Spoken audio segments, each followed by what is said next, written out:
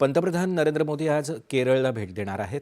तिरुवनंतपुरम इथं पंतप्रधानांच्या हस्ते विविध विकास प्रकल्पांची पायाभरणी, उद्घाटन आणि प्रारंभ होईल. या कार्यक्रमात ते उपस्थितांना संबोधितही करतील. यात रेल्वे कनेक्टिव्हिटी, शहरी उपजीविका, विज्ञान आणि नवोन्मेष, नागरिक केंद्रित सेवा आणि प्रगत आरोग्य सेवा यांसारख्या महत्त्वाच्या क्षेत्रांतील प्रकल्पांचा समावेश आहे.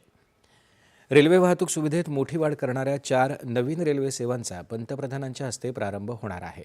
यात 3 अमृत भारत एक्सप्रेस गाड्या आणि एका प्रवासी गाडीचा समावेश आहे.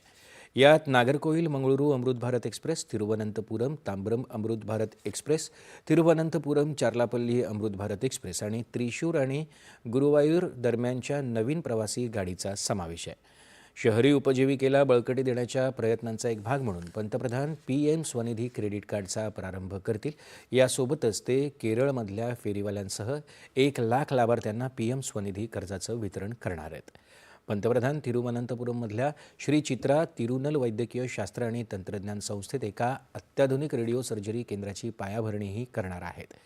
तिरुवनंतपुरममधल्या नवीन पूजापुरा या मुख्य टपाल कार्यालयाचं उद्घाटनही त्यांच्या हस्ते या दौऱ्यात होणार आहे.